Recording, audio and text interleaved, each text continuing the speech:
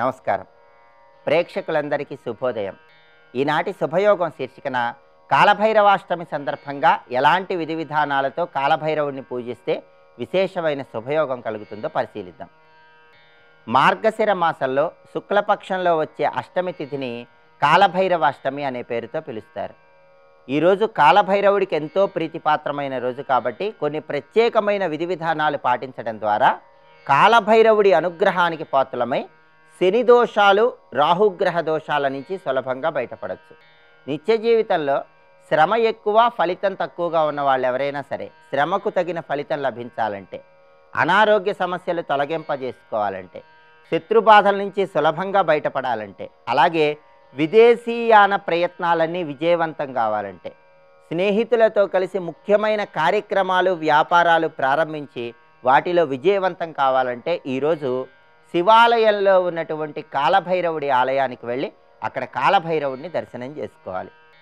కాలభైరవుడికి జలాభిషేకం అంటే చాలా ఇష్టమని మనకు శాస్త్రాల్లో చెప్పారు. కాబట్టి ఈరోజు శివాలయంలో ఉన్న కాలభైరవుడికి నీళ్లతో అభిషేకం చేయించుకోండి. అప్పుడు స్వామివారి విశేషమైన అనుగ్రహం సులభంగా కలుగుతుంది.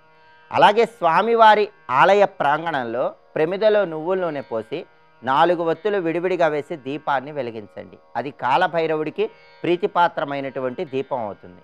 అలాగే కాలభైరవుడికి గుగ్గిలం పొగ అంటే చాలా ఇష్టం. అందుకే దేవాలయానికి వెళ్ళి స్వామివారి దర్శనం చేసుకున్నాక గుగ్గిలం పొగ వేయండి. అప్పుడు స్వామి అనుగ్రహం కలుగుతుంది. అలాగే స్వామివారికి మారేడుకాయ అంటే చాలా ఇష్టం. అందుకని దేవాలయంలో స్వామివారిని దర్శనం చేసుకుని జలాభిషేకం చేయించుకున్నాక స్వామివారికి ఒక మారేడుకాయ సమర్పించండి. స్వామి విశేషమైన అనుగ్రహం సులభంగా కలుగుతుంది. అలాగే స్వామివారికి గారెల దండ సమర్పించడం ద్వారా కూడా శనిగ్రహ దోషాలు, రాహుగ్రహ దోషాల తీవ్రతను తగ్గింపజేసుకొని చక్కటి శుభయోగాన్ని అందిపుచ్చుకోవచ్చు. ఇలా దేవాలయానికి వెళ్ళలేని వాళ్ళు ఎవరైనా సరే కాలభైరవుడి వాహనం కుక్క కాబట్టి కుక్కకు ఆహారం వేయటం ద్వారా కూడా ఈరోజు కాలభైరవుడి అనుగ్రహానికి సులభంగా పాత్రలు కావచ్చు. ఈరోజు ఎవరైనా సరే కాలభైరవుడి వాహనం కుక్క కాబట్టి మినుములతో తయారు చేయబడిన పదార్థాలు కుక్కకు ఆహారంగా వేయాలి. ఇలా చేస్తే శనిగ్రహ దోషాలు, రాహుగ్రహ దోషాల తీవ్రతను తగ్గింపజేసుకొని కాలభైరవుడి అనుగ్రహానికి సులభంగా పాత్రలు కావచ్చు. అలాగే మంత్రజపం చేసేవాళ్ళు ఎవరైనా సరే మంత్రసిద్ధి తొందరగా కలగాలన్నా, లేదా కొత్తగా ఏదైనా మంత్రం ప్రారంభించి ఆ మంత్రాన్ని జపించాలన్నా ఈరోజు కాలభైరవుడికి సంబంధించిన ఒక శ్లోకం చదువుకొని ఆ మంత్ర జపాన్ని ప్రారంభించండి. ఆ శ్లోకం ఏంటంటే, అతిక్రూర మహాకాయ కల్పాంత దహనోపమ భైరవాయ నమస్తుభ్యం అనుగ్రహం దాతుమర్హసి. ఇది శ్లోకం. ఈ శ్లోకంలో ఉన్న అర్థాన్ని, భావాన్ని మనం పరిశీలిస్తే, అతిక్రూర మహాకాయ కల్పాంత దహనోపమ, ప్రళయకాలంలో అద్భుతంగా విరాజిల్లే కాశీక్షేత్రంలో ఉండేటటువంటి కాలభైరవుడా, గొప్ప శరీరం కలిగిన కాలభైరవుడా, భైరవాయ నమస్తుభ్యం అనుజ్ఞాం దాతుమర్హసి, నేను మంత్రజపాన్ని ప్రారంభిస్తున్నాను, నాకు నీ అనుగ్రహాన్ని కలిగింపజెయ్యి అని చెప్పడమే ఈ శ్లోకంలో ఉన్నటువంటి అర్థం. ఇలా శ్లోకాలు చదువుకోలేని వాళ్ళు ఎవరైనా సరే ఈరోజు ఓం కాలభైరవాయ నమః అని మనస్సులో వీలైనన్ని సార్లు అనుకున్నా కూడా కాలభైరవుడి అనుగ్రహం వల్ల సకల శుభాలు కలుగుతాయి. వీలైతే మాత్రం ఈరోజు ఉదయము, మధ్యాహ్నము, సాయంకాలం మొత్తం 3 సార్లు కాలభైరవ అష్టకం చదువుకోండి. తీవ్రమైనటువంటి శని బాధలు, శని దోషాలు ఉన్నవాళ్ళు, రాహుగ్రహ దోషాలు ఉన్నవాళ్ళు ఈరోజు కాలభైరవ అష్టకం 3 సార్లు చదువుకున్నట్లయితే ఆ దోషాల తీవ్రతను తగ్గింపజేసుకొని చక్కటి శుభ ఫలితాలను సిద్ధింపజేసుకోవచ్చు. కాలభైరవుడు అనేక రూపాలలో ప్రకాశిస్తూ భక్తులను అనుగ్రహించుకుంటూ ఉంటాడు. అసితాంగ భైరవుడు, రురుభైరవుడు, ఉన్మత్త భైరవుడు, చండ భైరవుడు, ఇలా అనేక రూపాలలో కాలభైరవుడు భక్తులను అనుగ్రహిస్తూ ఉంటాడు. కాలభైరవాష్టమి సందర్భంగా శివాలయంలో ఉన్న కాలభైరవుడి మందిరానికి వెళ్ళి స్వామివారిని దర్శనం చేసుకోండి. స్వామి విశేషమైన అనుగ్రహానికి ప్రతి ఒక్కరూ సులభంగా పాత్రలు కండి. రేపటి శుభయోగం శీర్షికన నిత్య జీవితంలో వ్యాపారపరమైనటువంటి నష్టాలు అధిగమించటానికి, వ్యాపారంలో మంచి పురోభివృద్ధి సాధించడానికి ఎలాంటి పరిహారాలు పాటించాలో పరిశీలిద్దాం. నమస్కారం.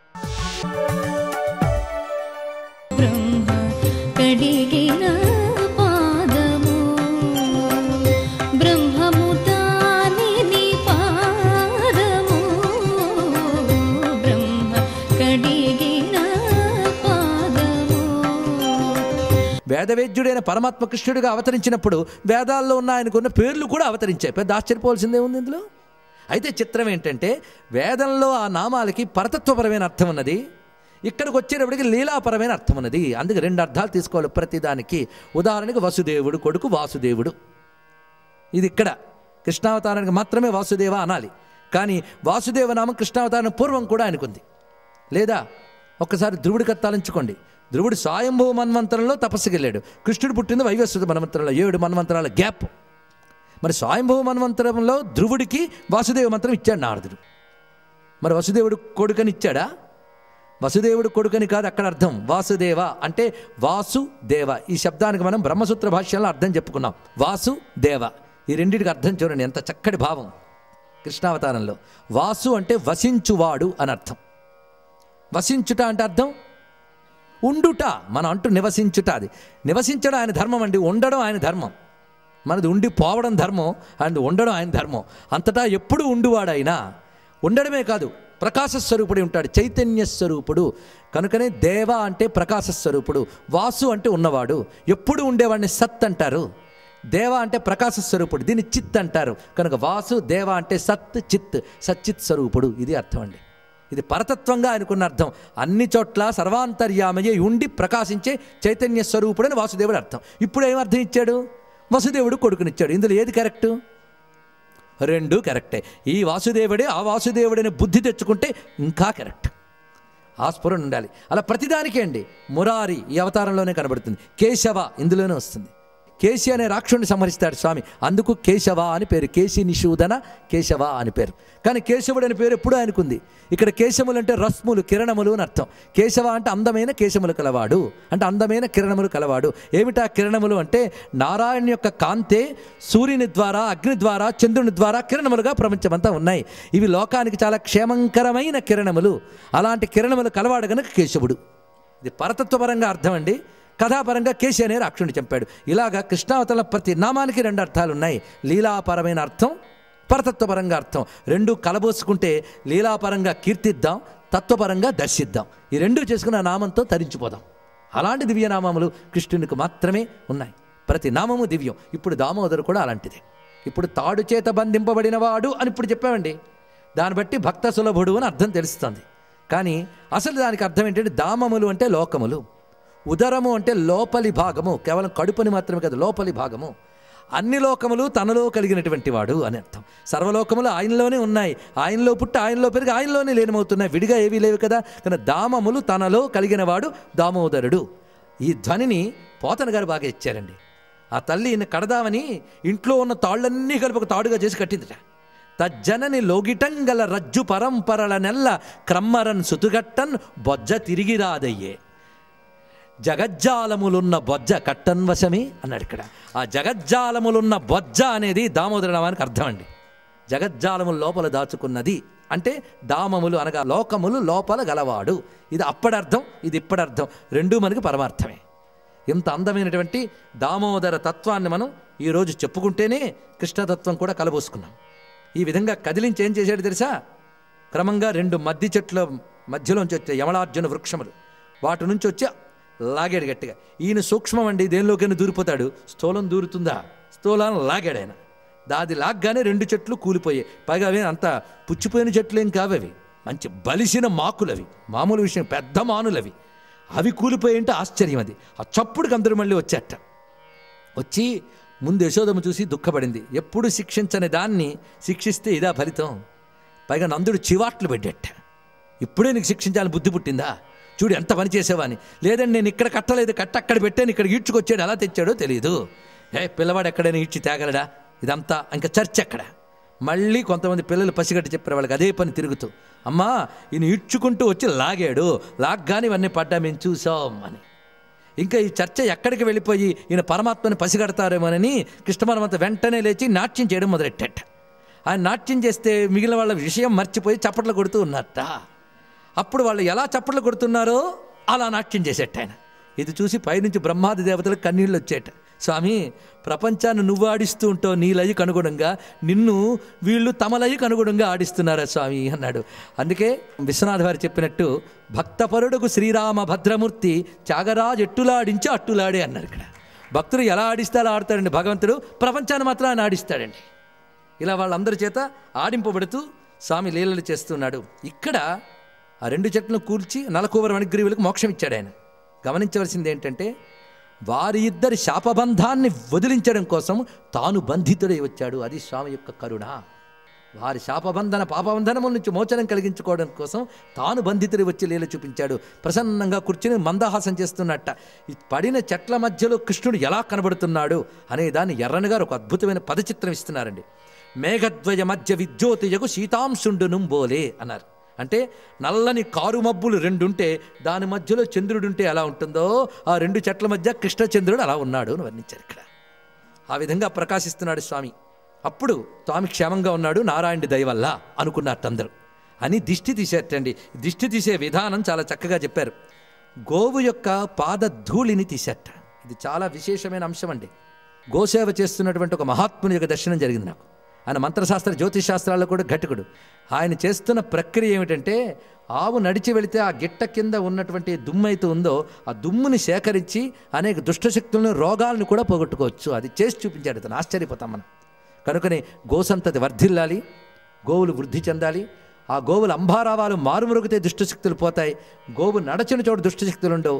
గోధూళి పంచగవ్యములు వీటన్నిటికీ చాలా శక్తి ఉంది. అసలు గోవు ప్రాధాన్యం మనకి హరివంశంలో చాలా విశేషంగా చెప్తాడు. కృష్ణ పరమాత్మ గోవుకి అంత ప్రాధాన్యం ఇచ్చాడు కనుకనే గోవులతో తిరిగే అవతారం ప్రత్యేకమైన అవతారాలని చేసి చూపిస్తున్నాడు. కనుక గోవుని సంకీర్తన చేస్తే గోవిందుడు సంతోషిస్తాడు. గోవర్ధన పూజ గోపూజ చాలా ప్రత్యేకం. అందుకు మనం స్మరించుకుని భారతదేశంలో గోసంతతి వర్ధిల్లుగాక, గోసంతతి వల్ల భారతదేశం వర్ధిల్లుగాక అని ప్రార్థిస్తూ నమస్కారం చేద్దాం. ఆ గిట్ట కిందన్న ధూళిని తీసేటండి. ధూళిని తీసి ఆ పిల్లవాడి చుట్టూ దిష్టి తీసి పక్కన పడేసేట. తల్లి ఏం చేసిందంటే గోమూత్రం తీసుకొచ్చి పిల్లవాడి చుట్టూ తిప్పి పారేసిందిట. ఒక గోపెమ్మ కృష్ణుడిని ఆవు వెనకాలకు తీసుకెళ్ళి ఆ తోక కుచ్చులు ఆయన చుట్టూ తిప్పిందిటండి. ఇవన్నీ ప్రక్రియలండి. దిష్టి దోషాలు అరిష్టాలు పోవడం కోసం ఇవన్నీ ప్రక్రియలు. అంతే, చాలా సింపుల్. మొత్తాన్ని గో సంకీర్తన చేసుకుందాం. భారతంలో భీష్ముడు చెప్పినట్లు గవాం మధ్యే వసామ్యహం, ఆవుల మధ్యలో మనం ఉండాలి. ప్రతిరోజు పొద్దున్న అనుకోవాలట, నా ముందు ఆవులు ఉండాలి, నా వెనకాల ఆవులు ఉండాలి, నాకు ఇరువైపులా ఆవులు ఉండాలి, ఆవుల మధ్య నేను ఉండాలి. ప్రతిరోజు చేసుకోవాల్సిన శుభాకాంక్ష అండి. ఇది కానీ చేస్తే రోజంతా బాగుంటుందిట అని ప్రాతకాలం అనుకోవలసినటువంటి మంత్రాల్లో ఒకటిగా భీష్ముడు చెప్తాడు భారతంలో. ఇది దాన్ని స్మరించుకుందాం మనం. ఈ విధంగా ఎప్పుడైతే పరమాత్మ దిష్టి కూడా తీయబడి వాళ్ళందరి చేత లాలింపబడుతున్నాడో క్రమంగా వారందరికీ బుద్ధి పుట్టిందిట. స్వామి పుట్టిన దగ్గర నుంచి అన్నీ గండములే వస్తున్నాయి. కాబట్టి మనం ఏదైనా ప్రతిక్రియ చేయాలి. ఏం చేయాలి? కృష్ణుడు ఎవరు ఇంటివాడు కాదు, ఊరివాడు. ఇప్పుడు కనుక కృష్ణుడికి ఇబ్బందులు అవుతున్నాయి కనుక నందుడు మారిపోవడం కాదు, ఊరంతా మారాలి. మరి మనం ఎక్కడికైనా వెళితే బాగుండు అన్నట్ట. కొందరు అన్నట్ట ఎక్కడికి వెళతాను లేదు అని. ఇందులో కూడా కొన్ని తాత్విక రహస్యాలు ఉంటాయండి. ఇది మీరు మనస్తత్వం అనుకున్నా పర్వాలేదు.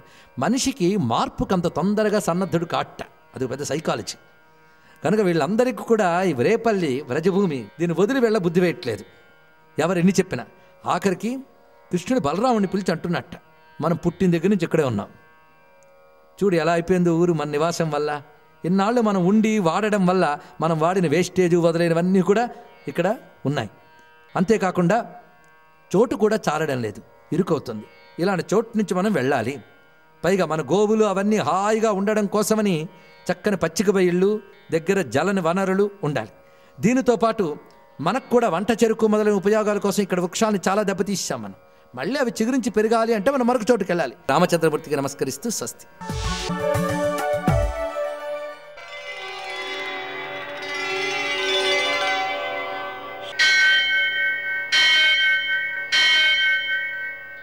సహస్రశీరుషం దేవం విశ్వాక్షం విశ్వశంభువం విశ్వం నారాయణం దేవమక్షరం పరమం పదం విశ్వతః పరమాం నిత్యం విశ్వం నారాయణగుం హరిం విశ్వమేవేదం పురుషస్తద్విశ్వముపజీవతి పతిం విశ్వస్యాత్మేశ్వరగుం శాశ్వతగుం శివమచ్యుతం నారాయణం మహాజ్ఞేయం విశ్వాత్మానం పరాయణం.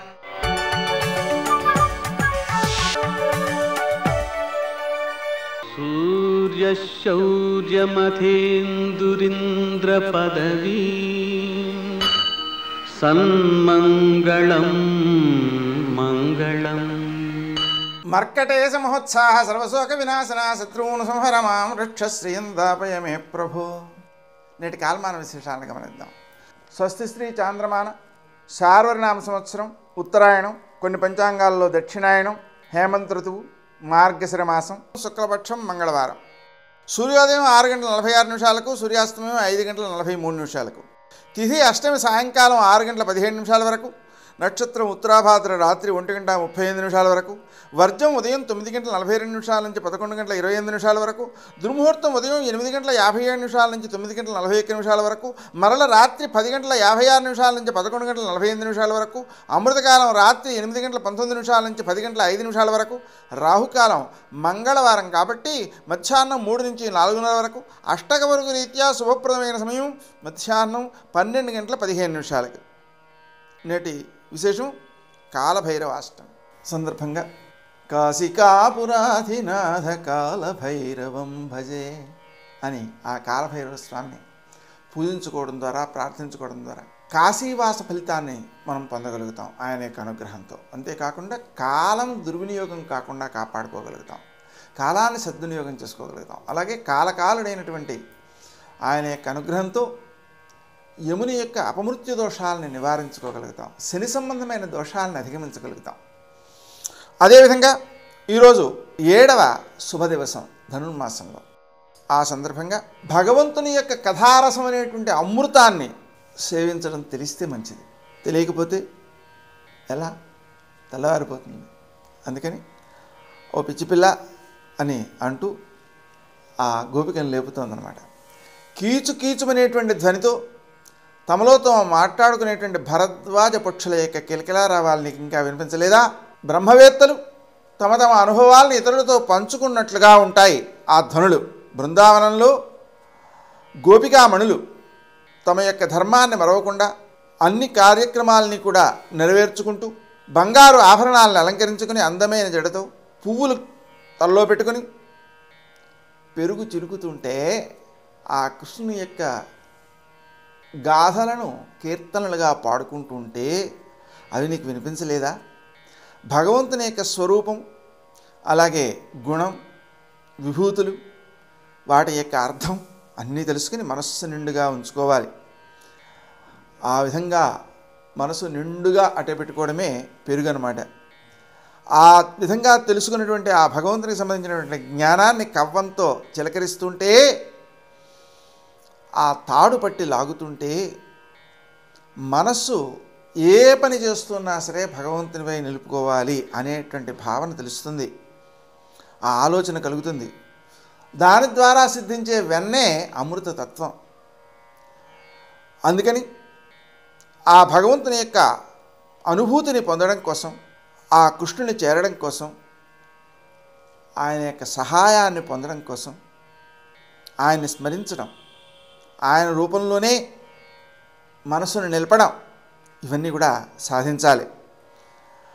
గుర్రం రూపంలో వచ్చినటువంటి కేసి అనేటువంటి రాక్షసుడిని చంపినటువంటి కేశవుడు ఆయన నామాన్ని కీర్తిస్తుంటే, ఆ మనసులో భగవంతుని యొక్క రూపాన్ని నిలుపుకుంటే ఆ అందమైనటువంటి తేజస్సు, ఆనందరూపమైనటువంటి తేజస్సు కనిపిస్తూ ఉంటుంది. అందువలన తలుపు తెరువు, తేజస్సును చూసి మేము కూడా ఆనందిస్తాం అని 2వ గోపికను నిద్రలేపుతోంది. మనస్సులోని తేజస్సును మేల్కొల్పడమే ఈ ఉపదేశంలోని సారాంశం. నేటి ఆణిముత్యాలు.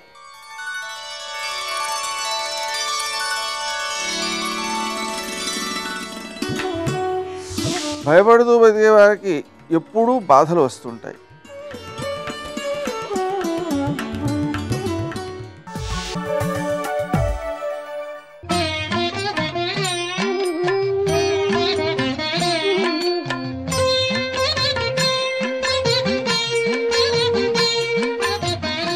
ఓం నమో నారాయణాయ, ఓం నమః శివాయ.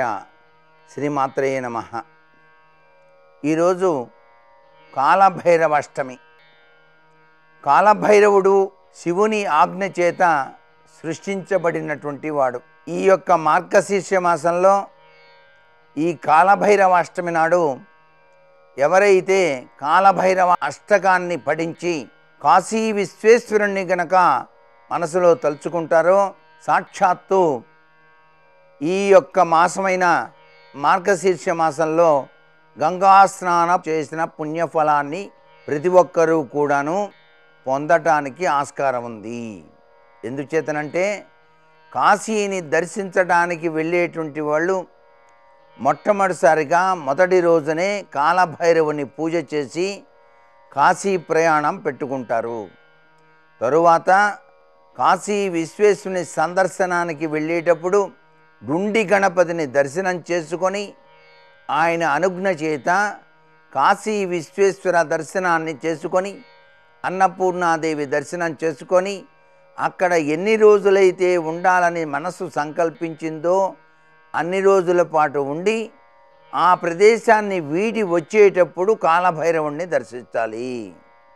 అలా కాలభైరవుణ్ణి దర్శించి వచ్చిన తరువాత ఇంటి దగ్గర కాలభైరవ పూజ అని చెప్పేసి కాశీ సమారాధన అని చెప్పేసి నిర్వహించడం వెనకాల కాలభైరవునికి గారెల దండను వేయటం వెనకాల ఇంత అద్వితీయమైన కాలభైరవుని యొక్క ప్రభావం ఉంది. అంటే ఏమిటనమాట, శివారాధనలో కాలభైరవునికి కూడాను ప్రత్యేకవంతమైనటువంటి స్థానం కల్పించడం జరిగింది. ఎవరైతే కాలభైరవాష్టకాన్ని నిత్యం కూడాను పఠిస్తారో వారికి సర్వేశ్వరుని యొక్క అనుగ్రహంతో పాటుగా అన్నపూర్ణాదేవి యొక్క అనుగ్రహం, తిండికి బట్టకి ఎటువంటి లోపం లేకుండా జీవనం కొనసాగించడానికి ఆస్కారం ఉంటుంది.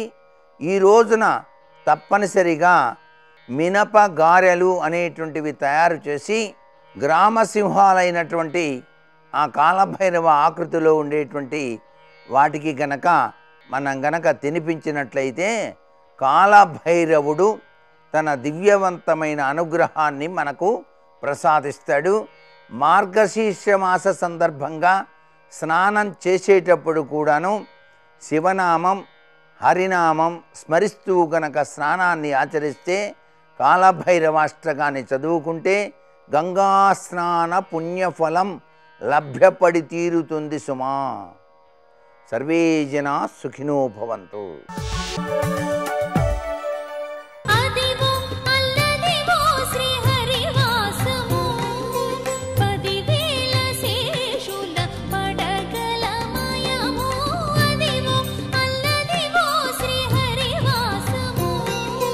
కమలాక్షు నర్చింప కానక కామించి కమలాక్షితో ప్రొద్దు గడపువారు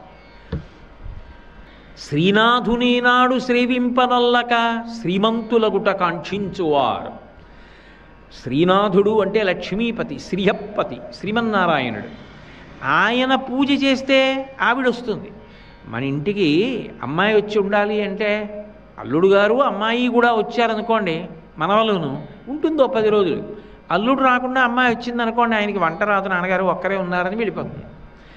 అమ్మాయి ఉండాలంటే ఆయన కూడా వస్తే ఉంటుంది.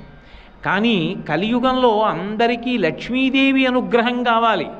లక్ష్మీ పూజ చేసేవాడు లక్ష్మీదేవి అనుగ్రహాన్ని కోరేవాడే తప్ప నారాయణ అనుగ్రహం కావాలనేవాడు మాత్రం తగ్గిపోతాడు. ఆయన అక్కర్లేదు, ఆవిడ కావాలి. ఆయన ఉంటే తప్ప నేను రానంటుంది. నిత్యానపాయిని. ఆయన వస్తే నేను వస్తా, ఆయన రాకుండా నేను రాను.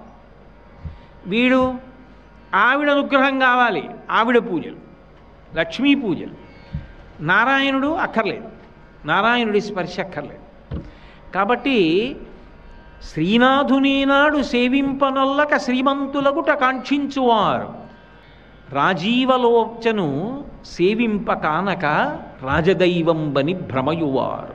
ప్రభువుల్ని పొగడమంటే అబ్బో ఎన్నెన్ని స్తోత్రాలు, ఎంతంత అభిమానాలు, ఎంతంత పక్షపాతాలు. అదే భగవంతుడి మీద 4 శ్లోకాలు చెప్పు, 2 పద్యాలు చెప్పు, విష్ణు సహస్రనామ స్తోత్రం చెప్పంటే మాత్రం నాకు రాదండి అంటారు.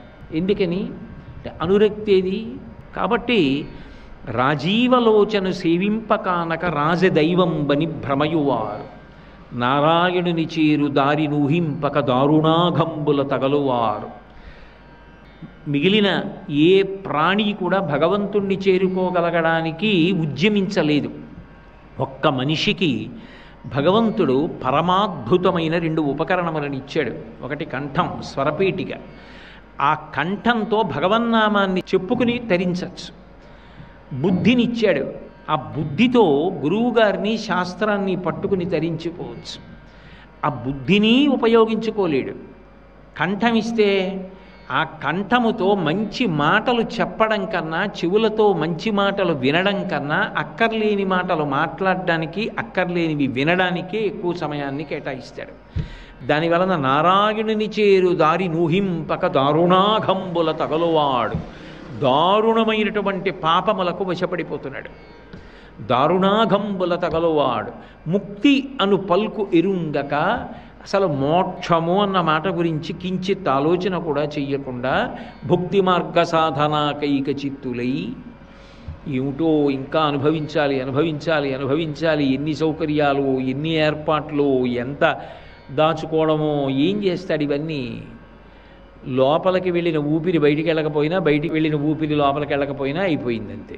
కింవానేన ధనేన వాజికరిభిప్రాప్తేన రాజ్యేన కిం కింవా పుత్ర కళత్రమిత్ర పశుభిర్దేహేన గేహేన కిం జ్ఞాతైతక్షణభంగురం సపతిరోత్యాద్యం మనో దూరత స్వాత్మార్థం గురువాక్యతో భజ భజ శ్రీ పార్వతీ వల్లభం అంటారు. ఇంత గొప్పగా రక్షించిన ఈ శరీరం కూడా కట్టెల మీద కాలిపోతుంటే జీవుడు నిలబడి చూసుకోవాలి. కల్లరి బొమ్మయవు కాయమ్మునొల్లా అద్దె కొంపలబోలు ఆ లోకమొల్లా కనిపెంచు దొంగలవు తనయులనొల్లా ఇందుకీ భోగంబులిందుకీ మురుపు ముందు చా ఉండంగమురియంగనగుని అంటారు కదా శివమానస పూజలో.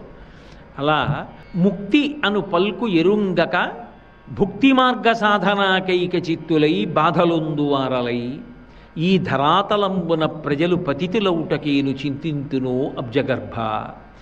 అయ్యయ్యో, అక్కర్లేని విషయాల మీద వ్యామోహితులైపోయి, ఆకర్షణకి వశపడిపోయి, చెయ్యకూడని పనులన్నీ చేసేసి అశ్రద్ధతో పాపము చేత గ్రసింపబడి పాడైపోతున్నారే. ధర్మం మీద కానీ, శాస్త్రం మీద కానీ, ప్రమాణం మీద కానీ అసలు దృష్టి నిలబట్టలేదే. ఆ విశ్వాసము, ఆ నమ్మకంతో కూడిన ప్రవర్తన కనపట్టలేదు.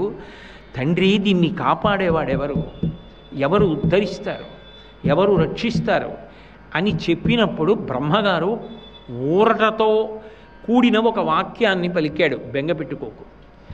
ఏ పరమేశ్వరుడు కాలమునందు ఈ యుగాన్ని సృష్టించాడో, ఈ యుగానికి కలిపురుషుడు ప్రధానుడైనటువంటి కారణం చేత ఇంత గొప్పగా పాపకర్మాచరణము జరుగుతుందో, ఆ పరమేశ్వరుడే మళ్ళీ మనుష్యులను ఆదుకుని పుణ్యమును కట్టపెట్టడానికి తానుగా కదిలి వస్తాడు. అందుకే తనని ఆరాధించే వాళ్ళు ఉన్న చోట, ధర్మం నిలబడిన చోట, ధర్మమునందు అనురక్తి ఉన్న చోట, శాస్త్ర ప్రమాణము ప్రశ్నింపబడని చోట, ఆయన చెప్పిన మాట పాటించిన చోట, ఆయన వద్దన్నది చేసేవాళ్ళు లేని చోట ఈశ్వరుడు ఓర్పు పట్టవలసిన అవసరం ఉండదు. కానీ కలియుగంలో పరిస్థితులన్నీ దానికి వ్యతిరేకంగా ఉంటాయి. ఉన్నప్పుడు ఎంత ఓర్పుతో ఉండవలసినటువంటి అవతారం రావాలి. ఇప్పుడు ఓర్పు ఎవరు పట్టారు అంటే భగవంతుడు పట్టాలి. అందుకే మీరు గమనించండి, వెంకటేశ్వర అవతారం కదలడానికి మొదటి కారణం ఆయన గుండెల మీద కాలుతో తంతే అవమానాన్ని భరించి కదిలాడు.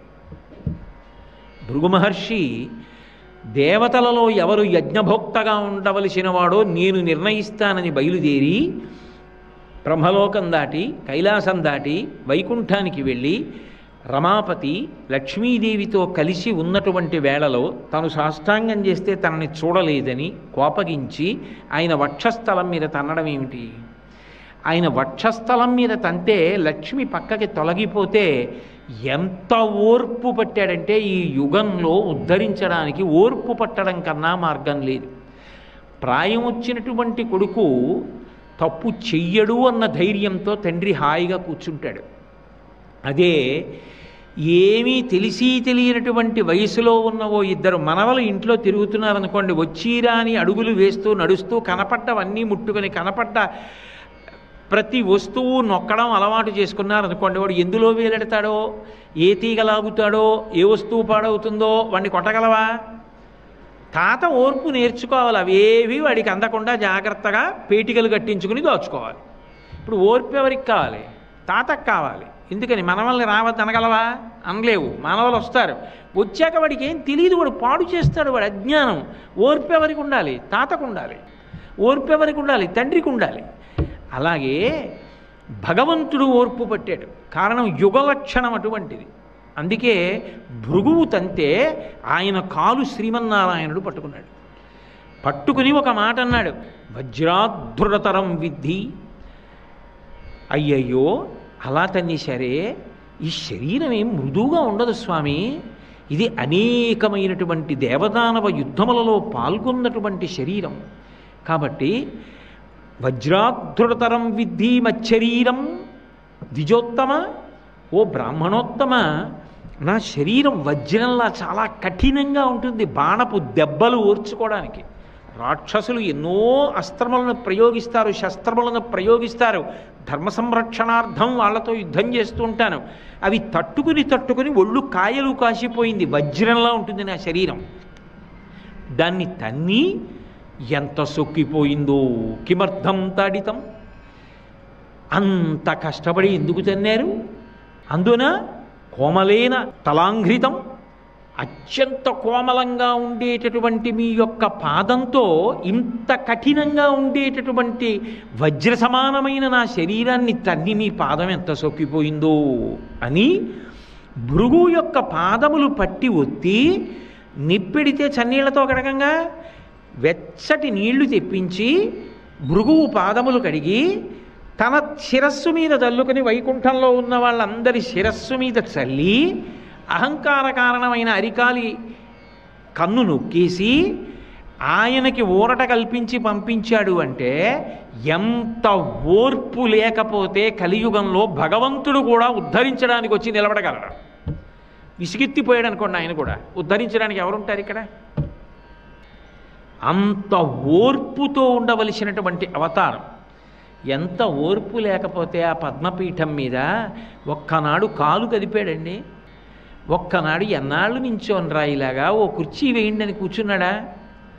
పడుకున్నాడా? నాకు ఇంతే సమయమా, ఎన్ని వేల మందిలా వస్తూ ఉంటారా, ఎంతమందిని నేను చూడనరా అన్నాడా? అలా చూస్తూనే ఉంటాడు, అనుగ్రహిస్తూనే ఉంటాడు. ఎక్కడో ఉండి మొరలు పెట్టుకున్నా ఆపద మొక్కల వాడి కాపాడుతూనే ఉంటాడు, క్షమిస్తూనే ఉంటాడు. అంత ఓర్పుతో రావాలి అవతారం. అందుకే మొదటే ఓర్పు పట్టి వచ్చింది. రావడం అన్ని అవతారాల్లాగా రాలేదు. భృగువు వెళ్ళి తంతే సహించి బయలుదేరాడు. అందుకే మీరు చూడండి, మొదట దయ కలుగుతుంది ఎప్పుడు మనిషికి. దయ కదిలితే కార్యం నడుస్తుంది.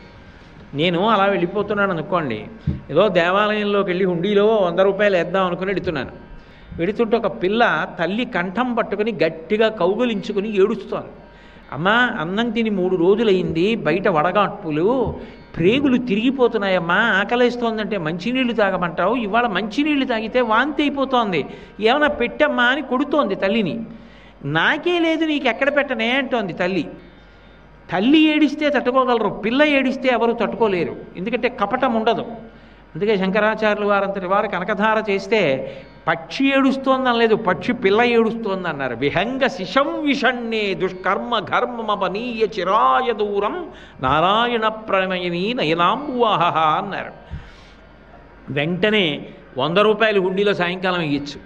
గబగబా పక్కనున్న దుకాణంలోకి వెళ్ళి ఓ 2 రొట్లు కొని, 2 మంచినీళ్ళ సీసాలు కొని, ఓ 2 పళ్ళు కొని తీసుకొచ్చి ముందు ఆ చెట్టు కింద కూర్చొని నువ్వు తిని పిల్లకి పెట్టవమ్మా అని అవి ముందు ఆ తల్లికి పిల్లకి ఇచ్చి పెడతానా వెళ్ళనా? నా దయ కదిలింది.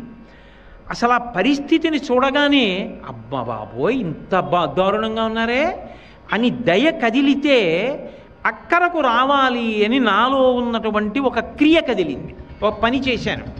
ముందు కనపడని దయ కదులుతుంది, కనపడేటటువంటి కర్మ నడుస్తుంది. దయ కదలకపోతే కర్మ ఎలా నడుస్తుంది? ఈశ్వరుడు భూమి మీదకి రావాలి, రావాలంటే ముందు ఆయన దయ కదలాలి. ఎవరా దయ? అమ్మవారే. సర్వం శ్రీ ఉమామహేశ్వర పరబ్రహ్మార్పణమస్తు. స్వస్తి.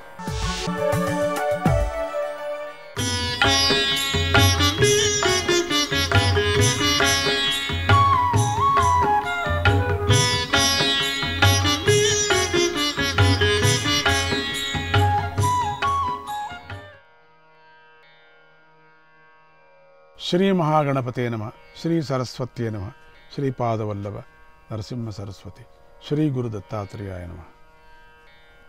రోజులు గడుస్తున్నాయి. ఒకనాడు ఎంతకీ సూర్యోదయం కాలేదు. ఇంతలో దేవతలందరూ వచ్చి అత్రి అనసూయలకు నమస్కరించి ఇలా వివరించారు.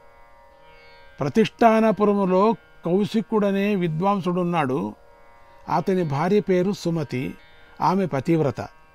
సుమతి కీర్తి సత్యలోకంలోకి కూడా వ్యాపించింది.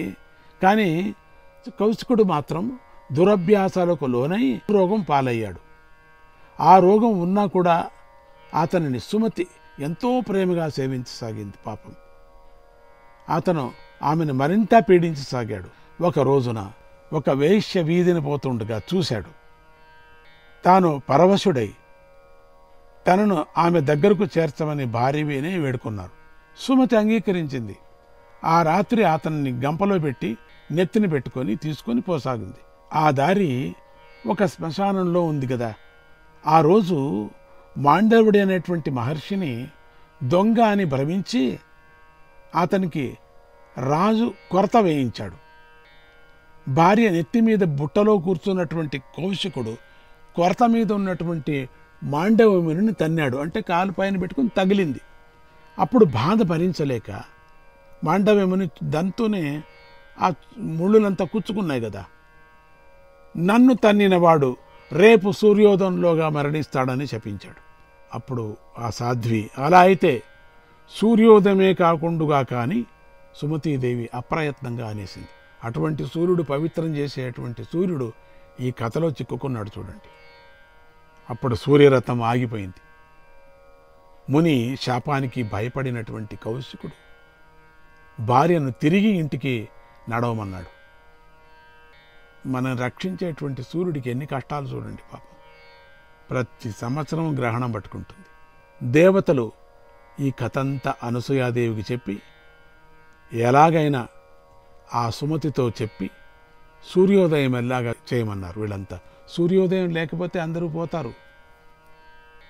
అందరూ చీకట్లో ఉండిపోతే లైట్లు ఉంటాయి, లేదు కాదు, అది కాదు, కానీ వాతావరణం అంతా చెడిపోతుంది కదా. లైట్లుండి ఏం ప్రయోజనం? లైట్లుండి ఒక రాత్రికే అవస్థపడుతున్నాం. పొద్దునకంత 5 గంటలకే లేచి కూర్చుంటున్నాం. మనం ఉండలేం. అందుకని తొందరగా సరైన సమయంలో సూర్యుడు పుట్టాలా, సరైన ఒకదానికొక గ్రహానికి ఒకటి తిరుగుతూ ఉండాలా.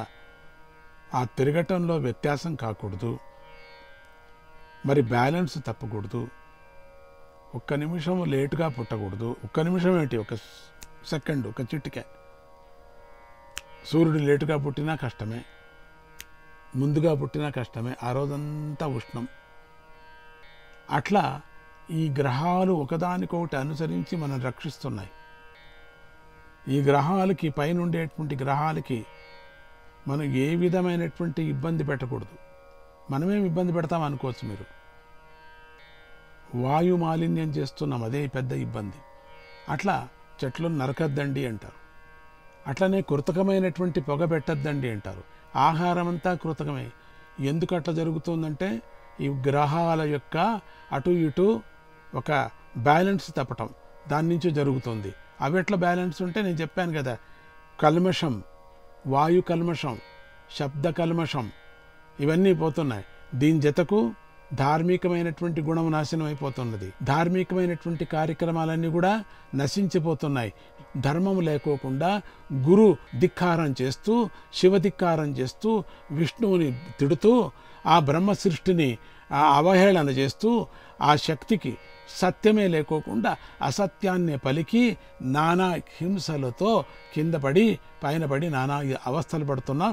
ఇదంతా కల్మషమే కదండి, అంతా కల్మషమే.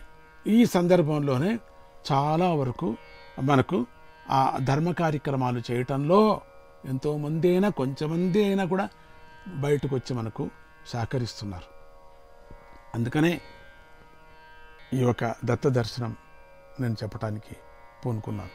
దేవతలు అనసూయాదేవికి చెప్పారు, ఇదంతా అయింది, ఇట్లా అయింది, సుమతి ఇట్లా చెప్పే శాపం పెట్టేసింది, సూర్యుడు పుట్టడు, సూర్యోదయం అయ్యేలాగా చేయమన్నారు.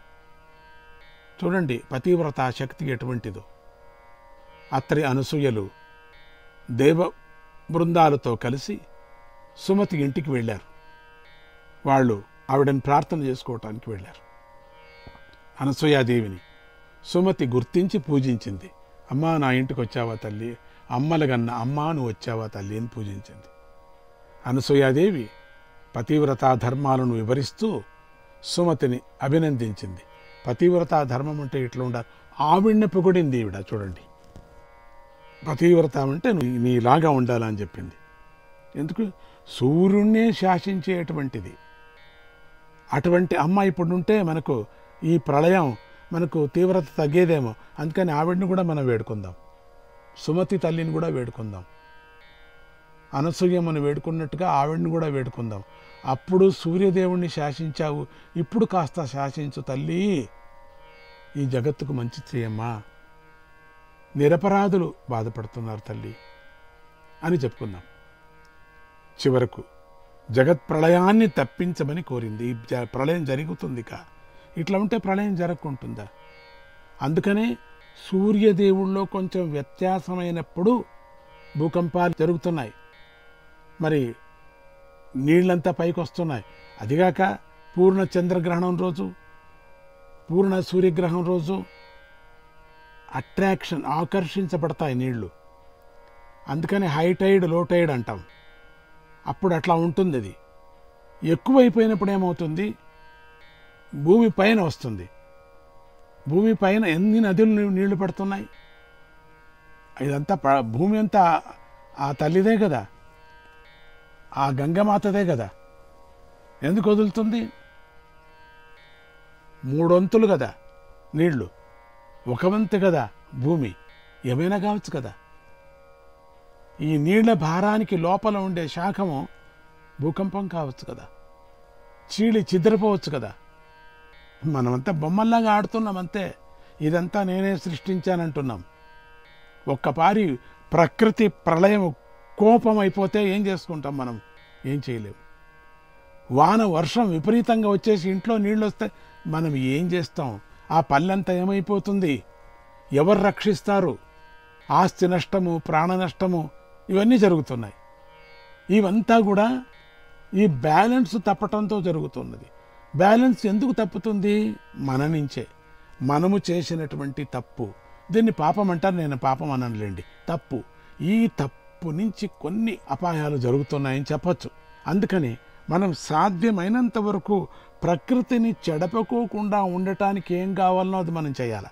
అన్నదానం చేస్తే ఎంత మంచిది. ఆ అన్నదానం ఆ ప్రాణాన్ని నిలపటం. పరమాత్ముడు మన ప్రాణాన్ని నిలిపాడు, మనం ఇంకొక ప్రాణాన్ని నిలుపుదాం. జై గురుదత్త, శ్రీ గురుదత్త.